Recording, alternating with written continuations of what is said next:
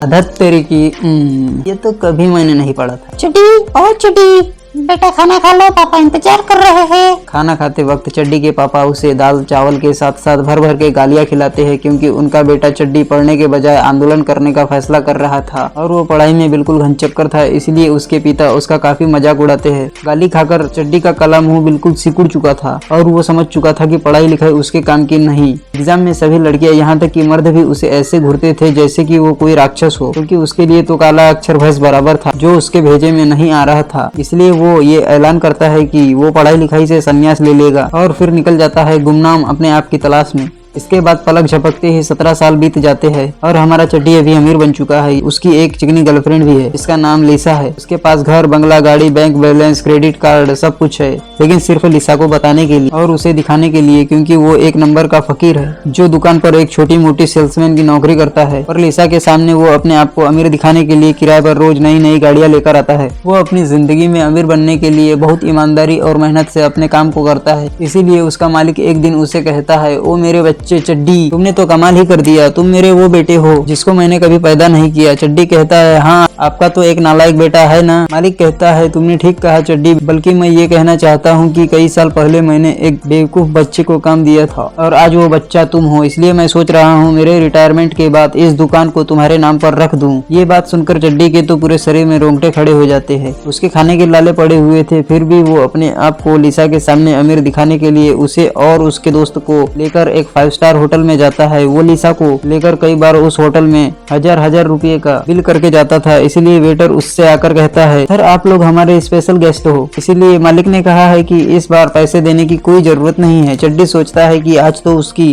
किस्मत उसके ऊपर मेहरबान है। तभी लिसा बीच में टांग अड़ाकर कहती है कि नहीं नहीं, हम लोग किसी की मेहरबानी नहीं लेते हैं और पैसे तो आपको लेने ही होंगे। जिसमें चड्डी कहता है, बाबू वो बुरा मान जाएगा और हम लोग तो उसके मेहमान हैं। जिसे सुनने के बाद भी लिसा नहीं मानती। चड्डी बिल को खोलकर देखता है और उसका दिल मुंह में आ जाता है, क्योंकि बिल इतना ज्यादा था कि पूरे महीने का खर्चा तक नहीं था। बिल देने के लिए उसके और लिसा के बीच में बहस होने लगती है। लिसा कहती है, नहीं मैं दूंगी। चड्डी कहता है, मैं दूंगा। नहीं मैं दूंगी। नहीं मैं दूंगा। नहीं मैं दूंगी। नहीं मैं दूंगा। तभी जज की तरह लिसा की दोस्त कहती है, ओ छोड़ो ना लिसा, चड्डी को ही बिल देने दो, वो तो तुम्हें ट्रीट देना चाहता है। चड्डी ना तो कह रहा था, लेकिन उसके पास इतने पैसे नहीं थे, इसीलिए वो एक देसी जुगाड़ लगाता है और अपने पैंट के अंदर हाथ डालकर झाट से एक गुच्छा बाल निकालकर उसे खाने में डाल देता है और वेटर को बुलाकर चिल्लाने लगता है कि खाने में एक गुच्छा बाल है। दरअसल उसका प्लान था कि खाने को गंदा साबित करके वो खाने को बिल्कुल फ्री करवा लेगा। इसलिए वो कहता है, देखो मुझे खाने का मन किया, ये लोग मुझे झाट के बाल खिला रहे हैं। वेटर को झाट के बाल पहचानना अच्छे से आता था, इसलिए वो उसे देखते ही समझ जाता है कि ये काले बाल चड्डी के हैं। यहाँ पर उन दोनों के बीच में उस एक गुच्छे बाल के लिए बहस होने लगती है। चड्डी कहता है, तेरे ऊपर तो झाट को बदनाम करने का केस लगाऊंगा, झाट के बाल खिलाता है साले।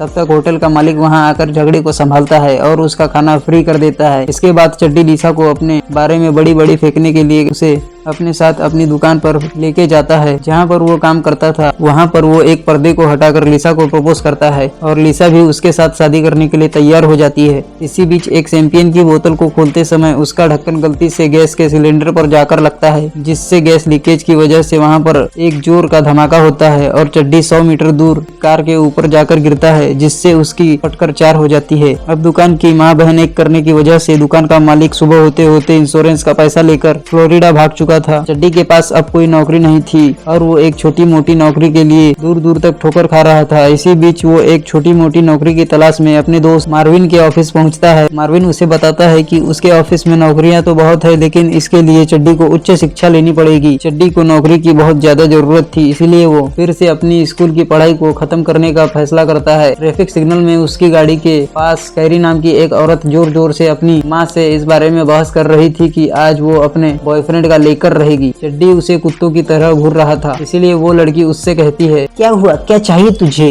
चड्डी कहता है, माफ करना, आपकी गाड़ी की खिड़की खुली हुई थी तो मैंने आपकी बातें सुन ली। जिसमें वो लड़की कहती है, तो तू फिर इतना चिपक कर क्यों बैठा हुआ है। नहीं मैं तो अपनी गाड़ी में बैठा हुआ हूँ, आपकी गाड़ी में थोड़ी ना हूँ। इसके बाद वो दोनों एक दूसरे को देखकर मुंह बनाने लगते हैं। इसके बाद वो अपनी बच्ची कुची पढ़ाई करने के लिए अपने बचपन के स्कूल में पहुँचता है, जहाँ का अभी जो प्रिंसिपल था वो पहले चड्डी के साथ पढ़ता था और चड्डी उसकी काफी फिरकी लिया करता था, इसीलिए ही उसे स्कूल में एडमिशन लेने से इनकार कर देता है। चड्डी उसके सामने हंस हंस कर कहता है, स्टुअर्ट तुझे पता है स्कूल में हमने कितने मजे किए हैं, जबकि स्कूल में मजे के बजाय चड्डी ने उसका मजाक बना कर रखा था। अब स्कूल में एडमिशन के लिए चड्डी उसके पैरों पर बहुत तेल रगड़ता है, लेकिन उसका काम नहीं बनता। तभी वो उन दोनों के बीच में कैरी नाम की वही लड़की चड्डी के लिए फरिश्ता बनकर आती है। दरअसल वो उस स्कूल में नाइट क्लास की टीचर है और वो प्रिंसिपल स्टुअर्ट से कहती है कि उसके क्लास में अभी भी एक बच्चे की सीट खाली है। ये बात जानने के बाद चड्डी तुरंत उसी रात से नाइट स्कूल ज्वाइन कर लेता है। अब अच्छे नंबर से पास होने के लिए उसे कैरी को तो पटाना था, इसीलिए वो उसे खाना देकर मस्का मारने की बहुत कोशिश करता है।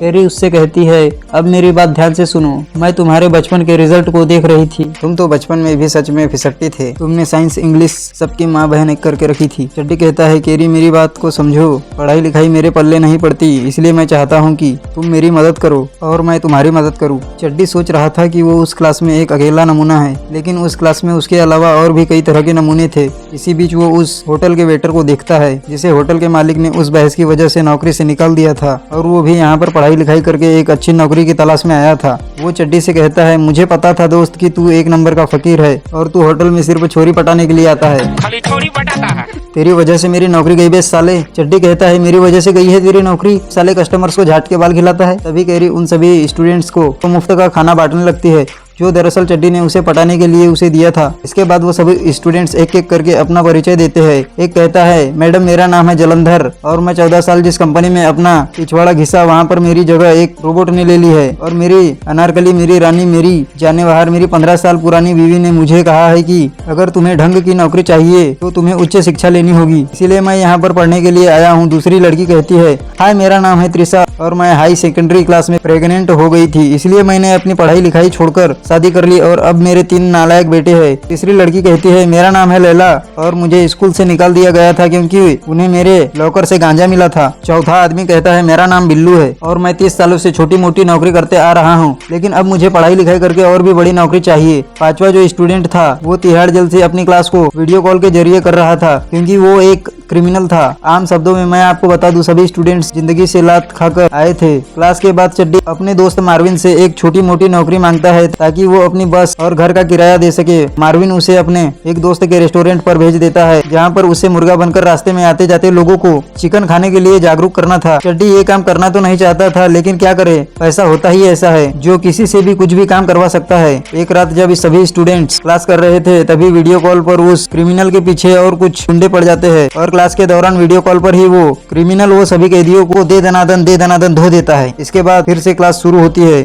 और वो सभी स्टूडेंट्स मन लगाकर पढ़ते हैं। इसी बीच कैरी चड्डी को एक कैलकुलेशन को सॉल्व करने के लिए बुलाती है, लेकिन चड्डी के लिए तो काला अक्षर भैंस बराबर था, इसीलिए वो उसके चारों तरफ घूमने लगता है। तभी क्लास में प्रिंसिपल स्टुअर्ट आकर चड्डी से बदला लेने के लिए हफ्ते भर के अंदर एक टेस्ट लेने का नोटिस देता है, लेकिन वो ये बात भूल गए थे कि उस क्लास में चड्डी के अलावा और भी बहुत सारे नमूने थे। अगले ही दिन से वो सभी स्टूडेंट्स जोर लगाकर पढ़ाई लिखाई करना शुरू भी कर देते हैं, पर इस पढ़ाई की वजह से उनके छोटे छोटे दिमाग पर प्रेशर पड़ रहा था और वो लोग किताबों के बोझ के नीचे दबते जा रहे थे। इसीलिए एक साथ वो लोग एक जगह पर गठबंधन करके आपसी सहमति से एग्जाम के पेपर को चुराने का फैसला करते हैं। आगे रात को वो लोग लंच लेकर चोरी करने के लिए निकल जाते हैं, जहाँ पर चड्डी बिल्लू से कहता है, अबे तेरे को क्या प्रॉब्लम है, तेरे को काले कपड़े पहनकर आने को कहा था ना, तो पीले में क्यों आया। बिल्लू कहता है, सारे कपड़े धुलने के लिए दिए थे, ये सुनकर देख एकदम ताजा है। तब तक वहाँ पर प्रिंसिपल स्टुअर्ट भी आ चुका था, इसलिए त्रिशा उसे भड़काने के लिए जाती है। पहले तो वो उसे गंदे गंदे इशारे करती है, पर जब प्रिंसिपल स्टुअर्ट उसके छलवे में नहीं आता तभी वो उसके सामने घोड़ी बन जाती है और उसे रगड़ने के लिए कहती है। प्रिंसिपल स्टुअर्ट भी बहुत सख्त लौंडा था, इसीलिए वो इस सुनहरे मौके को छोड़ देता है। इधर वो लोग पेपर चुराकर जब वहाँ से भाग रहे थे तभी छत से कूदते वक्त बिल्लू नीचे कमर के बल गिरकर अपनी कमर की हड्डी तुड़वा देता है। इसके बाद आधी रात को चड्डी जब चोरों की तरह अपने घर पहुँचता है तब उसकी गर्लफ्रेंड लिसा आंखें फाड़ फाड़ कर उसका इंतजार कर रही थी। वो कहती है, इतने लेट क्यों हो गए, मुझे पता है कि तुम रोज रात को कहाँ पर जाते हो। चड्डी कहता है, क्या जानती हो तुम मेरे बारे में। लिसा कहती है, यही कि तुम शादी से डरते हो इसलिए घर नहीं आते। ये बात सुनकर चड्डी की जान में जान आती है और वो लिसा से कहता है, जानू समझने की कोशिश करो, मैं हम दोनों के लिए खूब मेहनत कर रहा हूँ, रात को तो मैं मेहनत करके पहाड़ तक हिला देता हूँ, इसीलिए तो देर हो जाती है घर आने के लिए। जिसके बाद चड्डी बहकी बातों से वो उस बेचारी को फंसा लेता है। आगे पेपर लीक करने की खबर उनकी टीचर कैरी को भी पता चल जाती है, क्योंकि सभी लोगों ने एग्जाम में एकदम हूबहू लिखा था और कैरी जानती थी कि उसके क्लास के बच्चे इतने होनहार नहीं है, इसलिए वो उन लोगों को पढ़ाने से इनकार कर देती है और वहाँ से जाने लगती है। तभी चड्डी उसके पास पास जाकर उसके सामने अपनी दुख भरी कहानियों का झोला खोल देता है और उसे बताता है कि वो पढ़ना तो चाहता है लेकिन उसे कुछ याद नहीं रहता। उसकी कहानी सुनकर कैरी उसे एक और मौका देती है और उसकी मेमोरी टेस्ट करती है, जिससे उसे पता चलता है कि उसे बेवकूफों वाली बीमारी है, यानी वो एक नंबर का बेवकूफ है। इसीलिए कैरी उसे पढ़ाने के लिए क्लास की जगह पर रिंग में उतार कर पढ़ाते पढ़ाते उसे घुसड़ पिलाती है और उसके साथ रिंग के अंदर कसरत भी करती है। बताओ बेल्जियम का कैपिटल क्या है, जल्दी बताओ। चड्डी कहता है पता नहीं, मैंने नाश्ता नहीं किया है। ऐसे ही उन सभी स्टूडेंट्स का सिलेबस भी खत्म हो जाता है। वो सभी जश्न में डूब जाते हैं। एक रात वो सभी स्टूडेंट्स कॉलेज में होने वाले नाइट फंक्शन में मस्ती करने के लिए जाते हैं, जहाँ पर चड्डी सभी लड़के और लड़कियों के बीच में जमकर ठुमका लगाता है। अब उनकी इतनी खुशी प्रिंसिपल स्टोर से देखी नहीं जा रही थी, इसलिए वो चड्डी की गर्लफ्रेंड लिसा को स्कूल में बुला लेता है। नाइट पार्टी में पहुंचकर लिसा के सामने सब कुछ दूध का दूध और पानी का पानी हो जाता है कि कैसे चड्डी उसे इतने दिनों तक झूठ के ऊपर झूठ, झूठ के ऊपर झूठ कहता आ रहा है। ये सब कुछ देखने के बाद वो चड्डी के साथ ब्रेकअप करके वहाँ से खिसक लेती है। दूसरी तरफ ये सब कुछ प्रिंसिपल स्टोर भी देख रहा था और उसे चड्डी के ऊपर तरस आ जाता है। आगे चड्डी अपनी पढ़ाई लिखाई छोड़कर रेस्टोरेंट पर मुर्गा बनने का काम करता है। तभी उसके पास प्रिंसिपल स्टोर आकर उससे माफी मांगता है और उसे फिर से स्कूल में अपनी बाकी की पढ़ाई करने के लिए कहता है। चड्डी उसके ऊपर बहुत गुस्सा था, इसलिए वो पढ़ना नहीं चाहता था। तभी वहाँ पर कैरी भी आ पहुँचती है और वो बच्चों की तरह चड्डी को पकड़कर बेल्ट से खींच कर मारती है,